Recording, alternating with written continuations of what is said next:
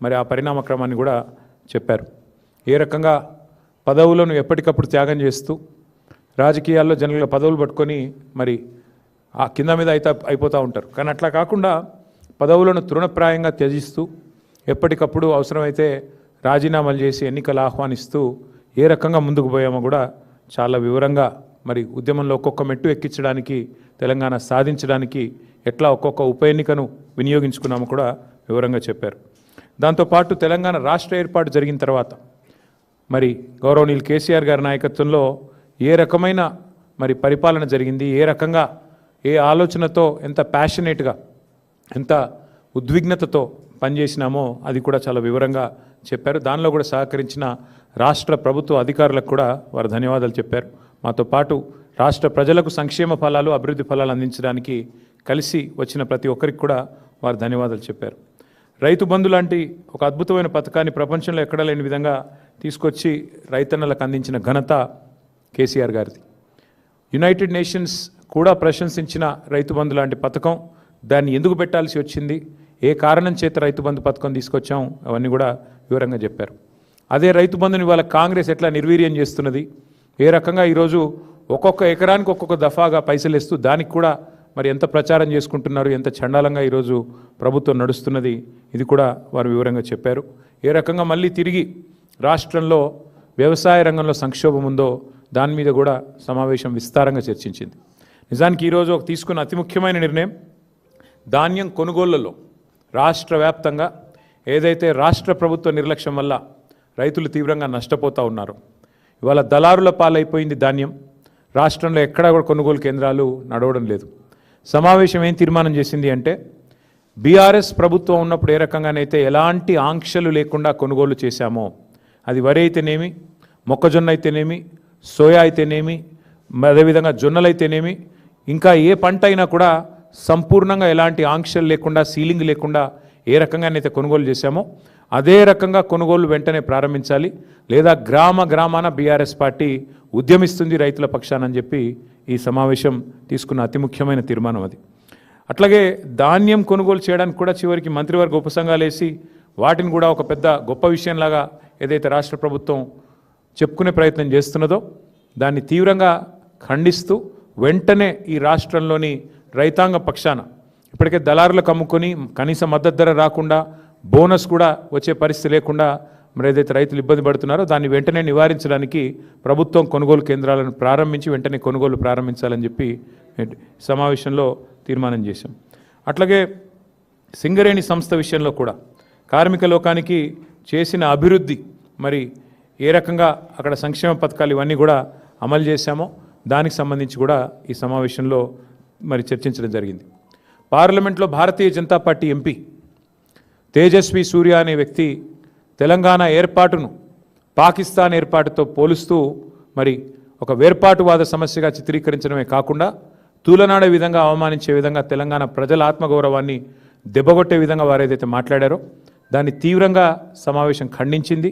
నిజంగా అక్కడ ఒక్క బీఆర్ఎస్ ఎంపీ ఉన్న లోక్సభలో మరి వెంటనే తిరగబడి అక్కడికక్కడే అవసరమైతే తేజస్వి సూర్యాని నిలదీసి క్షమాపణ చెప్పించే విధంగా కార్యాచరణ ఉండేది.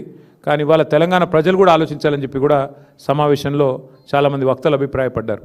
అక్కడ 8 మంది కాంగ్రెస్ ఎంపీలు 8 మంది బీజేపీ ఎంపీలు ఉన్నా చేష్టలుడిగి ఉత్సవ విగ్రహాల మాదిరిగా చూస్తూ కూర్చున్నారు తప్ప తేజస్వి సూర్య గారు తెలంగాణ ఏర్పాటును పాకిస్తాన్ ఏర్పాటుతో పోల్చినా కనీస స్పందన లేకుండా మరి నిశ్చేష్టులుగా ఏదైతే చూస్తూ ఉన్నారో దాని సమావేశం తీవ్రంగా నిరసించింది. తెలంగాణ ప్రజలు దయచేసి తెలంగాణ పార్టీ ఎంపీలు బీఆర్ఎస్ ఎంపీలు లేని లోటు ఏ రకంగా ఉందో ఆలోచించాలని చెప్పి కూడా ఈ సమావేశంలో చాలామంది వక్తలు అభిప్రాయం పడడం జరిగింది. తెలంగాణ పౌరుషం, తెలంగాణ చావజచ్చిన కాంగ్రెస్ బీజేపీ ఎంపీల నిష్క్రియాపరత్వం పైన కూడా ఈ సమావేశంలో నిరసన వ్యక్తమైంది. అట్లాగే మరి అన్ని రాజకీయపరమైన అంశాలతో పాటు ముఖ్యమైన మరొక అంశం మన కేంద్ర ప్రభుత్వం తీసుకున్న నిర్ణయం. ఈ మహిళా రిజర్వేషన్ బిల్లుని మరి వారు ఉద్దేశపూర్వకంగానే అడ్డుకున్నట్టుగా కనబడ్డది. అల్టిమేట్గా చూస్తే డీలిమిటేషన్తో ముడిపెట్టి మరి అనవసరంగా లేని ఒక కార్యక్రమం స్టార్ట్ చేసి మొత్తానికి మహిళా లోకాన్ని దేశంలోని అందరి ప్రజల్ని కూడా గందరగోళంలోకి ఏదైతే భారతీయ జనతా పార్టీ ప్రభుత్వం నెట్టిందో, మరి 30 ఏళ్ళుగా ఈ మహిళా బిల్లుకు సంబంధించిన చర్చలు జరుగుతూనే ఉన్నాయి.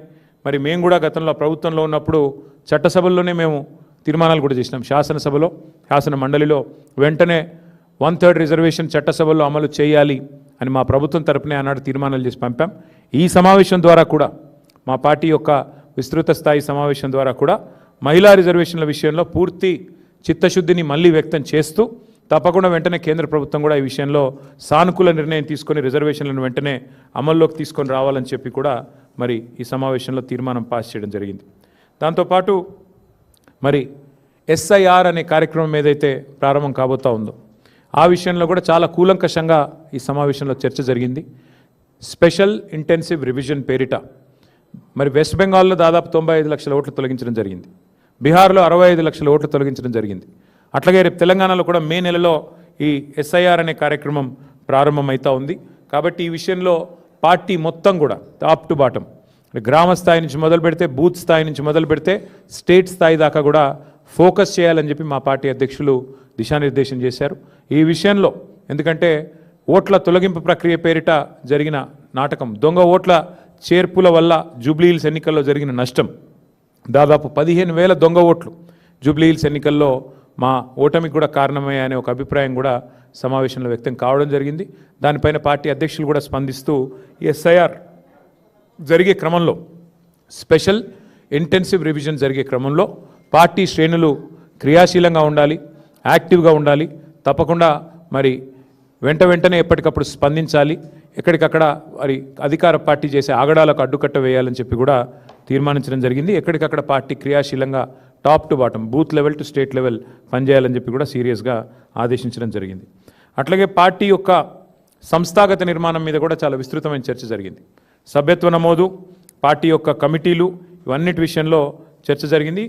పార్టీ కమిటీలో ఇవాళ పార్టీ మీటింగ్లో ఈరోజు ఒక నిర్ణయం కూడా తీసుకోవడం జరిగింది. రాష్ట్ర వ్యాప్తంగా ఉన్న అన్ని కమిటీలు ఎక్సెప్ట్ స్టేట్ కమిటీ మినహా అన్ని కమిటీలను కూడా ఈరోజుతో రద్దు చేయడం జరిగింది.